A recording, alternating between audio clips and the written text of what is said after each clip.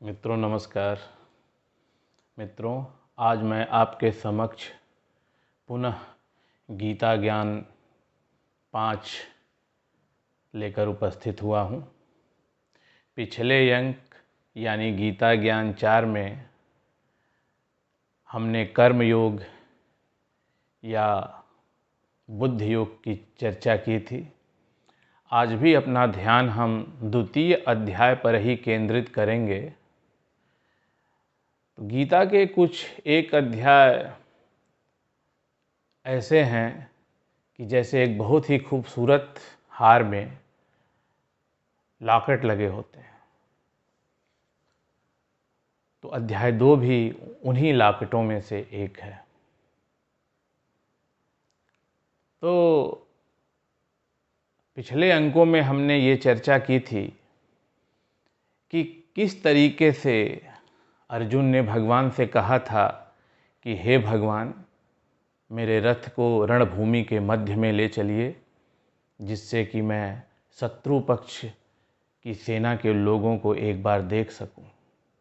और जब भगवान ने ऐसा ही किया और उनके रथ को ले जाकर युद्ध भूमि के मध्य में खड़ा कर दिया, और वहाँ पर जब अर्जुन ने अपने सभी सगे संबंधियों को ही देखा, स्वजनों को ही देखा, तब उनका मन युद्ध से उचाट खा गया।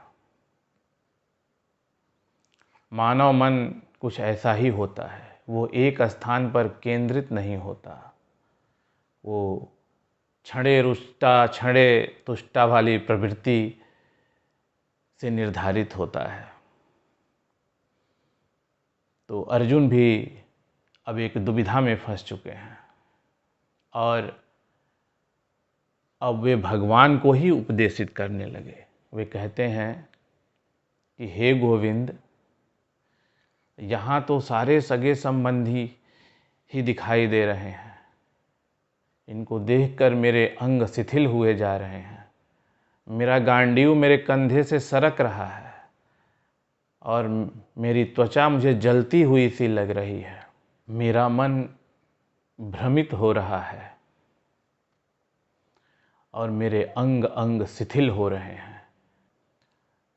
मैं लक्षणों को भी विपरीत ही देख रहा हूँ और स्वजनों को मारने के बाद मैं इसमें कल्याण भी नहीं देख रहा। हे गोविंद, प्रतिपक्ष की सेना में जो खड़े हैं उसमें कोई मेरा मित्र है, कोई चाचा है, कोई मामा है, कोई दादा है, कोई पितामह है, कोई गुरु है। इन्हीं सबों के लिए तो राज्य की लालसा होती है। इनको मारने के बाद मैं ऐसे राज्य का क्या करूँगा। फिर अर्जुन एक बहुत ही महत्वपूर्ण बात कहते हैं। वो कहते हैं, एतान हन्तुमिच्छामि धनतोपि मधुसूदन अपि त्रैलोक्य राजस्य हेतो किम न महि कृते। हे मधुसूदन, भले ही वे लोग ही मुझे मार डालें, अथवा अगर मुझे तीनों लोकों का राज्य भी मिल जाए, तब भी उनको मैं नहीं मारूंगा। तो अर्जुन ने सीधे सीधे कह दिया कि तीनों लोकों को राज्य के लिए भी मैं उनको नहीं मारूंगा। अर्जुन फिर कहते हैं कि धृतराष्ट्र के पुत्र तो आतताई हैं। इन आतताइयों को मारकर हमें क्या सुख मिलेगा। लोभ से ग्रसित हो जाने की वजह से इन लोगों की बुद्धि भ्रष्ट हो गई है। इसलिए ये कुल का नाश करने पर तुले हुए हैं। लेकिन जो कुल का नाश करता है वो नरक में वास करता है। तो ये सारी बातें, ये सारा उपदेश, ये सारा ज्ञान अर्जुन ने भगवान को दिया। अर्जुन फिर कहते हैं कि हम लोग बुद्धिमान होकर भी ऐसा पाप कर्म करने को तैयार हो गए कि हम अपने स्वजनों को मारने के लिए उद्यत हो गए। वे फिर कहते हैं कि अब मैं तो शस्त्र उठाऊंगा ही नहीं, और अगर कौरव सेना मुझ निशस्त्र को मार भी डाले तो वह भी मेरे लिए कल्याणकारक होगा। और ये सारी अर्जुन की कही गई बातें भगवान ध्यानपूर्वक सुनते रहे। तो भगवान ने यहाँ पे एक और संदेश दिया है कि हमें बोलने से पहले एक अच्छा श्रोता होना चाहिए। बड़े बड़े मैनेजमेंट में जो विदेशी राइटर लोग किताबें लिखते हैं मैनेजमेंट की, तो यही सारी बातें बताते हैं, और हम लोग इस तरीके से पढ़ते हैं जैसे कि हमारे लिए नई हैं।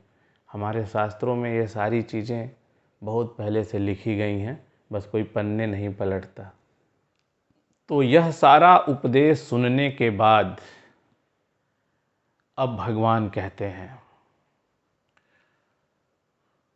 कूतस्त्वाकस्मलमिदं विषमे समुपस्थितम अनार्यजुष्टम स्वर्गमा कीर्तिकर्म अर्जुन।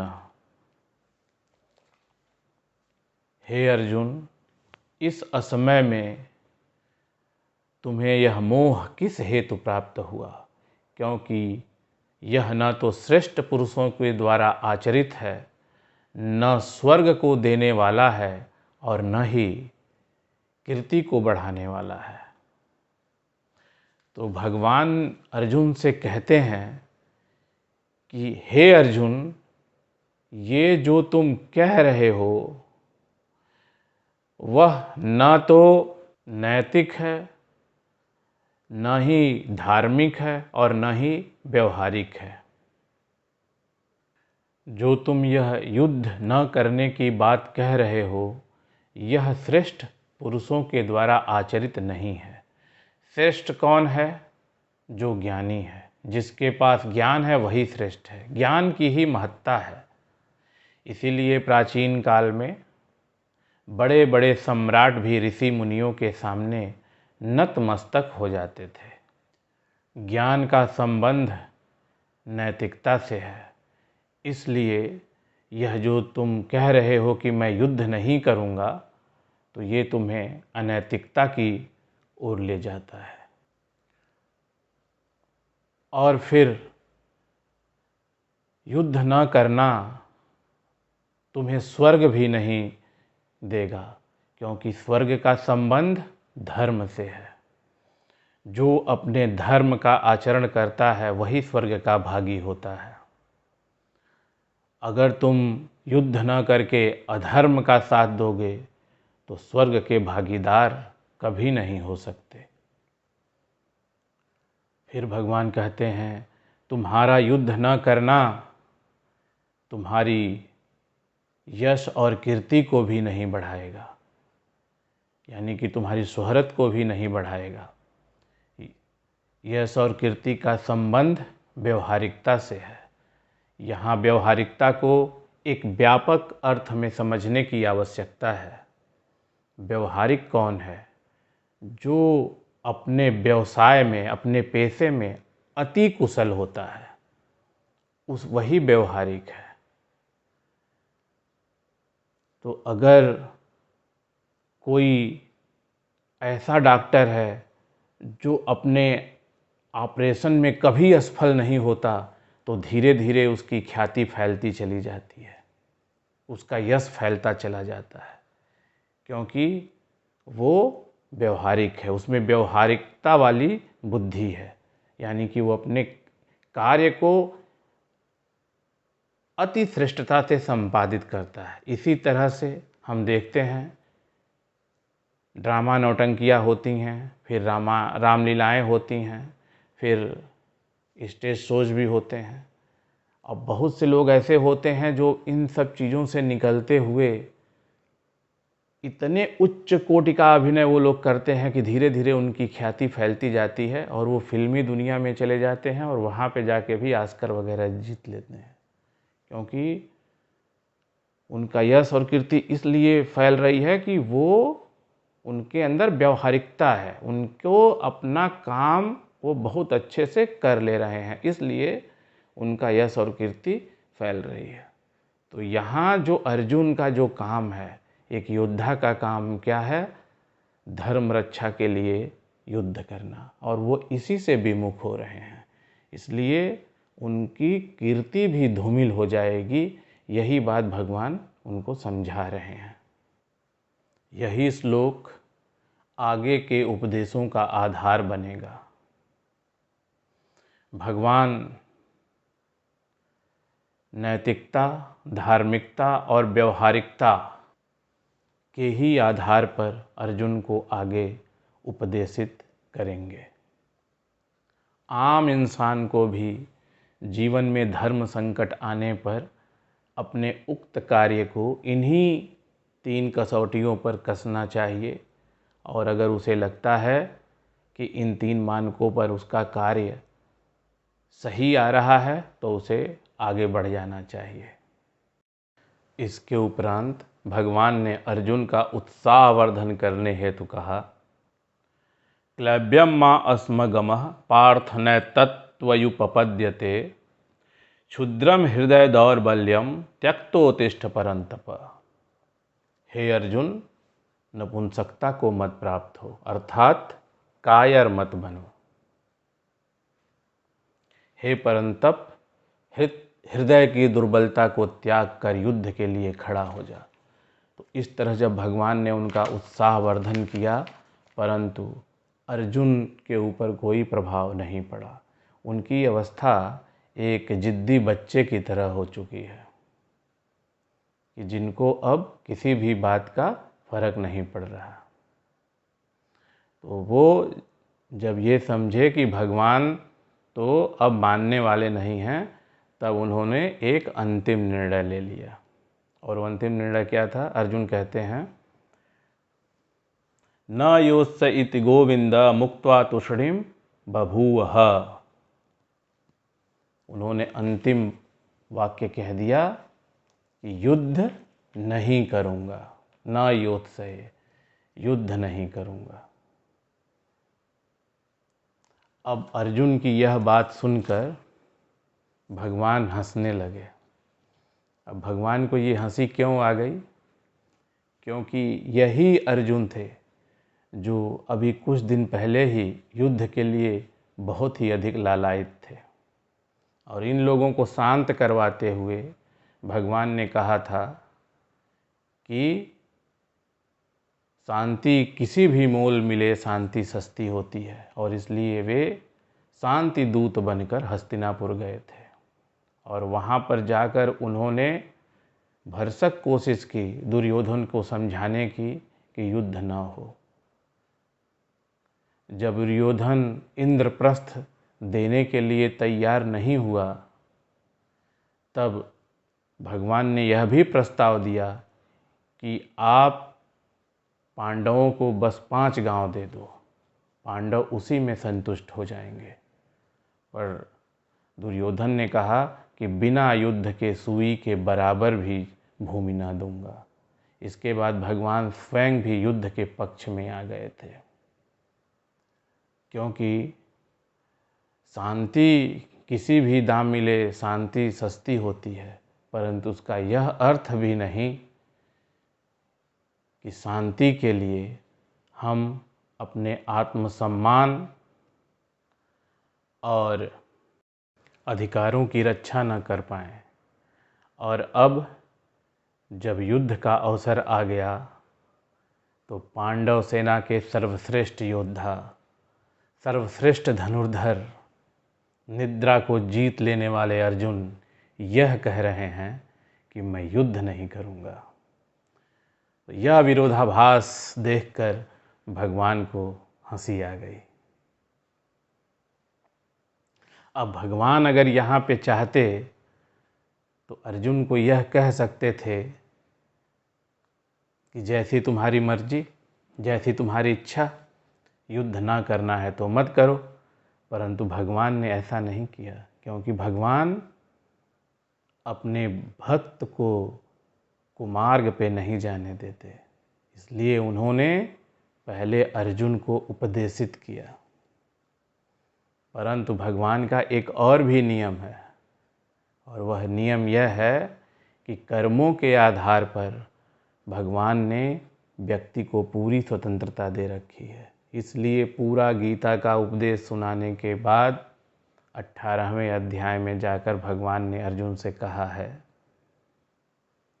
इति ते ज्ञानमाख्यातं गुह्याद् गुह्यतरं मया विमृश्य तदशेषेण यथेच्छसि तथा कुरु। इस प्रकार मैंने तुम्हें यह गोपनीय से भी अति गोपनीय ज्ञान बता दिया है, परंतु अब तुम जो चाहो वो निर्णय ले सकते हो। अब निर्णय तुम्हें लेना है।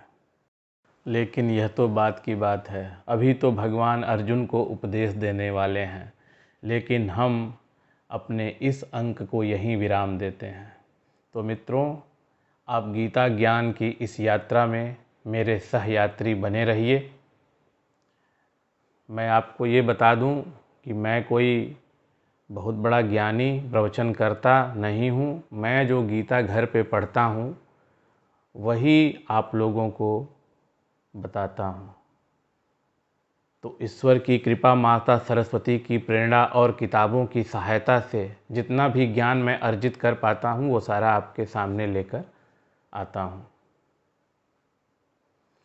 जैसा कि आप लोगों को ज्ञात ही है कि परीक्षा की स्थिति में ही शिक्षार्थी अच्छे से पढ़ाई करता है। अगर परीक्षा का प्रेशर न हो, परीक्षा का दबाव न हो तो पढ़ाई उतनी अच्छी नहीं हो पाती है। तो आप लोगों के समक्ष आकर गीता सुनाना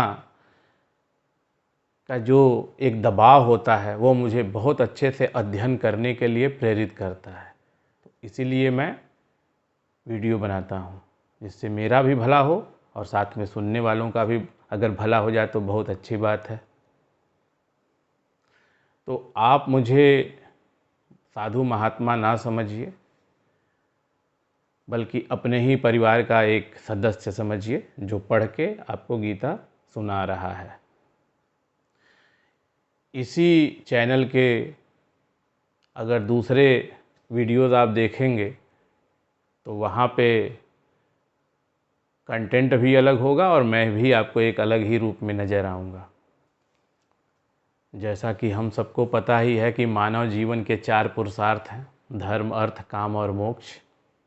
और हम लोग गीता के शिक्षार्थी हैं, तो ये बात तो हमें और अच्छी तरह से पता ही है। तो धर्म, अर्थ और काम, इन तीनों में समतापूर्वक व्यवहार से ही मोक्ष की तरफ हम जाते हैं।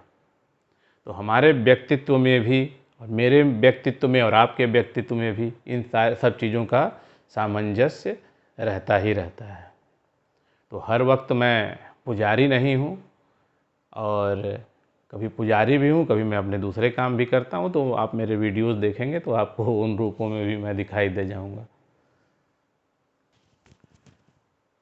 तो आज के अंक से मैं यहीं आपसे अनुमति चाहूँगा, मुझे आज्ञा दीजिए। अति शीघ्र ही मैं पुनः आपके समक्ष गीता ज्ञान अंक 6 के साथ उपस्थित होऊंगा, और उसमें भी हम अध्याय 2 पर ही अपना ध्यान केंद्रित करेंगे, और अगर समय मिलेगा तो आगे भी बढ़ेंगे। अगर आप इस चैनल को पसंद करते हैं तो लाइक कीजिए, शेयर कीजिए और सब्सक्राइब कर दीजिए, और हमें कमेंट करके यह ज़रूर बताइए कि यह प्रोग्राम आपको कैसा लगता है और इसमें हम क्या सुधार कर सकते हैं। धन्यवाद। ॐ द्यौः शान्ति अन्तरिक्षः शान्तिः पृथिवी शान्तिरापः शान्तिः रोषधयः शान्तिः वनस्पतयः शान्तिर्विश्वे देवाः शान्ति ब्रह्मा शान्तिः सर्वं शान्तिः शान्तिरेव शान्तिः सामा शान्तिरेधिः। ॐ शान्तिः शान्तिः शान्तिः।